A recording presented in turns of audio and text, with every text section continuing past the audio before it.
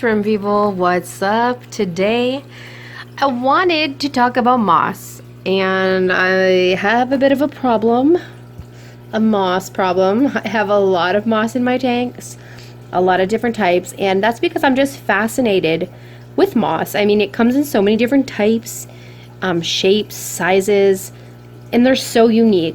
Not only that they look beautiful, is that they are fantastic for shrimp tanks. And I'm going to share why I think that they're so great for shrimp tanks. First thing is first is I keep all of my moss in my low-tech shrimp tanks. And when I say low-tech, I mean I'm not using any fertilizers, I'm not using any CO2, and I'm using just medium lighting for about 8 to 10 hours a day. I also don't use any heaters in my tanks, so my tanks are usually all around 70 degrees year-round. Give or take depending on season, but generally speaking, I really think that moss tends to do better and prefer cooler water. That's my personal experience with my ability to grow all these different types of moss, ranging from really rare, hard to find ones to really common ones. They all seem to do well. I mean, there's not very many mosses that I've ever had where I've struggled to grow them. And so I think the key here is cool water. You don't need ferts, you don't need CO2, and just medium, low to medium lighting. I think that they don't do well in high lighting either. They're more prone to algae and problems when you have too high of light. So why do we think moss is so great for shrimp tanks? Well, the structure is very unique. It has very fine structure. The fronds, or the structure of the leaves, let's just say, are very fine. So they kind of act like a web, like a spider web, and catch all the free floating particles, which can include food particles. And oftentimes, personally, I've noticed lots of babies in the moss all the time, and other shrimp constantly grazing on moss. And that's because it's offering a nice surface for food particles to get stuck and caught on, and that's where they're picking up food particles. And also, it's a surface for biofilm, microorganisms, and this is also why shrimp are grazing on it constantly. Not only that, breed shrimp like to hide in it when they're looking for protection, or freshly molted females like to hide in it. You will find a lot of babies in moss. And overall, I mean, it looks good, it helps your shrimp survive, it provides shelter. So these are just the main points of why I like to use it in my tanks. Now, there are professional shrimp keepers out there who have a tank with lots of substrate. All you see is substrate and like one blob of moss in the middle of the tank. So that's fine and dandy. That's great. But for me, I have a severe problem where I keep adding things because I only have a limited amount of tanks. So I just keep adding things, and they keep growing, and then yeah, it's just not gonna happen. I'm not gonna be one of those people who has just a pile of java fern or a pile of moss in the middle in a ball in my tank. It's not gonna happen. So do I think that because I have this many plants, is it too many? I don't think so. I have a lot of babies constantly from my shrimp, so if I didn't and I wasn't successful, then maybe I'd think, what can I change and what can I minimize? But because the tank is doing so well, I'm presuming that everything I'm doing is contributing to the success, or at least not hindering it, which is what we want to avoid.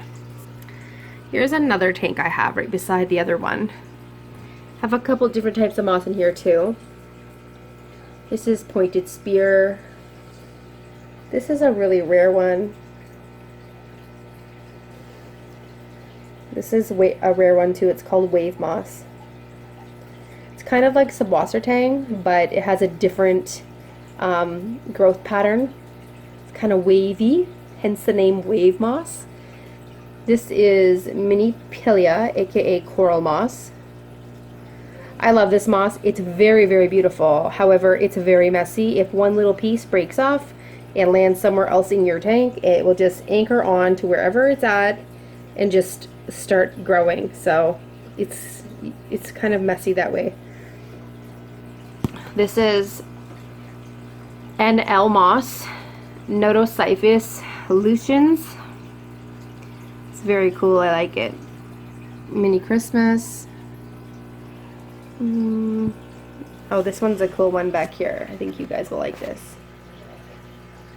This is Cameroon.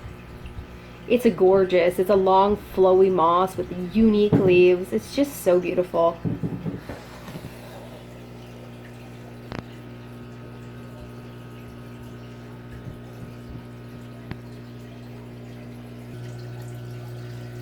So this piece of driftwood in here, I put a bunch of mini physodens on it. It's just going crazy. I have to trim this quite often, and then I just make these little stumps, cover those with them. Here's some here, and then I also make some mesh with the physodens mini on it. You know, sometimes it's really, really nice to have slow growing mosses, because some of the really common mosses grow super fast, take over your tank, and become really unmanageable. Mosses like this that stay short and compact are easier to manage. You don't have to do so much maintenance. It's way easier. So, I mean, this tank, although it's full of moss right now, it took a long time to get like this, and I'm constantly trimming moss for sale to provide for customers. And I still have lots left, so it's just a constant maintenance, but it's a lot less maintenance than if I had really fast growing moss, like Java moss. Some mosses are super fast growing, like Mini Christmas, stuff like that. This is what do you guys think of this? This is Peacock. Short and compact, kind of nice. See, and a little shrimp even found his way onto the ledge. They're not afraid to swim up there.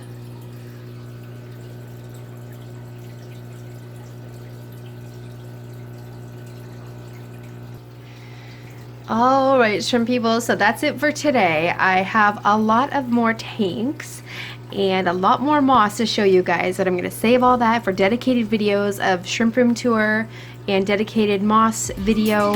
So thank you so much for watching.